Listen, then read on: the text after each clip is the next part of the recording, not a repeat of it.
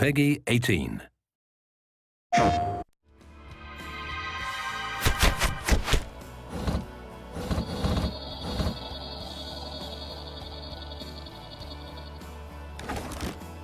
Sony's been an extremely great partner for us in moving the console. At Blizzard, our heritage was actually console games. Obviously, we've been away for a while, so we had a little bit to learn, and we looked across all the franchises to see, which one would really be the most appropriate to bring across.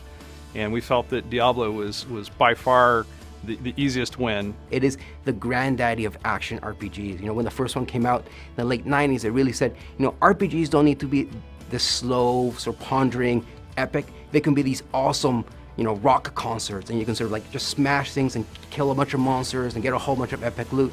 It just connects you to that experience, and I think it's super important for us that the player feels that they are in the screen with their character, and partly because our players on console are sitting 10 to 15 feet away from the action. So the more we can make them feel that they are the action, they are the barbarian, the more epic and visceral the experience is. So for us, the thing that's exciting about the new console is actually the controller. That's where it all begins. That's where you develop that relationship with your character on the screen. At Blizzard, we have this sort of philosophy that control is king. And working on a console version for Diablo III, for us that means the controller is king. This is not a mouse. This is something different for us, and it's something exciting that we haven't had a chance to work with on Diablo. What was surprising was that the second I got a controller in my hand and started playing around, and there's a difference here between an indirect control where I'm pointing around with a mouse cursor, and a direct control, an intentional control, where I say, I'm pointing this way, I'm attacking that way, I'm rolling this way.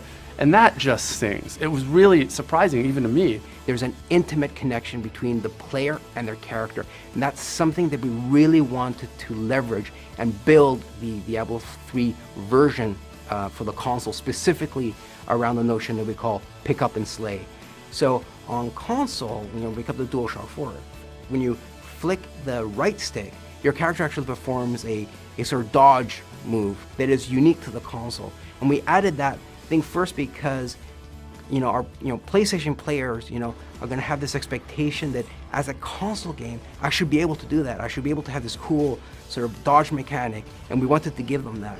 We also wanted to make sure that players had the ability to quickly reposition in combat, to give the game not just a cool action feel to it, but add a sort of tactical element to it, and it's worked out really well. One of the things that we're excited about with the controller is the touchpad. Diablo is a pretty deep game, and we don't like a lot of overload on the buttons. We wanted to keep it really simple so you can get to the things that you need to get to fast because you need to do it, because the monsters are pouring at you no matter what. We think the touchpad's going to give us a lot more opportunity to make that interface a lot easier. We now have a different way that the player can interact with the game. For a game like Diablo III that has a lot of sort of cool inventory things you're doing, you're equipping items, just the possibility of the trackpad is really exciting, and we really can't wait to dive into it and sort of make it as awesome as we can. What we didn't want to do is simplify the experience, because at the end of the day, Diablo is awesome because of all the different items you can get and all the different powers those items have, so we didn't want to sacrifice that. What we wanted to do is streamline the experience so the players can decide when and how they wanted that level of information. So we really built the inventory and all our UI screens from the ground up. These are screens that are specifically designed to feel great when you have a DualShock in your hands and the way you navigate them. So we moved into a radial style menu that allows, first of all, your character to be nice and big on screen. But I think one of the magic of working on a game like Diablo at Blizzard is we're very iterative. We constantly keep asking ourselves, how can we make this better? How can we make this more awesome?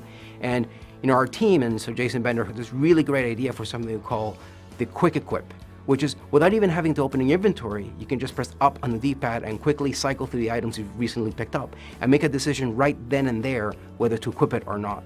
So again, that's a great example of the way we wanted to streamline but not simplify the experience. What's great about Sony's decision to make the PlayStation 4 an easier architecture for us to work with as developers is that it means that we can actually get our games into the hands of our players a lot faster, and we're super excited about that.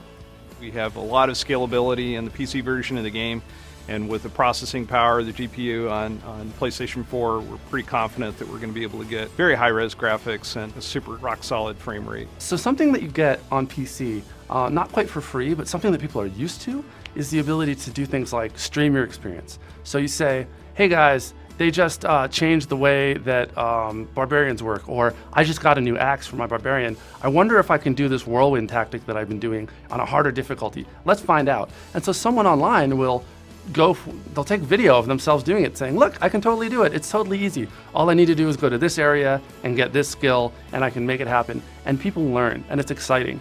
I think the share button, I think, has this potential to sort of really fundamentally change the way players interact with not just the game, but with one another. And there's always been a barrier to sort of bring that same type of experience to the console. But the fact that it's now on your controller, a button press away, that you can, you just found an awesome legendary and you want to, share it not just with your friends on your couch, but with the whole world. The fact that that's a button press away is just such a great thing to bring to players. And I think it's one of those things that, especially when we start talking about it sort of internally, is that we sort of get the potential, but it's not until we actually see it in action, and more importantly, see players engage with it and see what they do with it. That's where we're going to see the true promise of the share buttons come to life. But also, multiplayer is huge. I am able to sit there on the same couch with my friends. And you're going up against, the legions of the burning hells, and it really makes the experience, as I said before, immediate and sort of very social. And then, of course, we can also play with people who are remote. So 3 of us might be sharing a view on the couch looking at the same screen. Someone else might be playing from somewhere else in the country, and we can all play together. That is just great. Having that social experience and that flexibility is something that's really unique. That's what console gaming is all about. It's a more intimate experience right there in the living room, a shared experience, with your friends, with your family. And we think that Diablo is a perfect game to allow you to do that.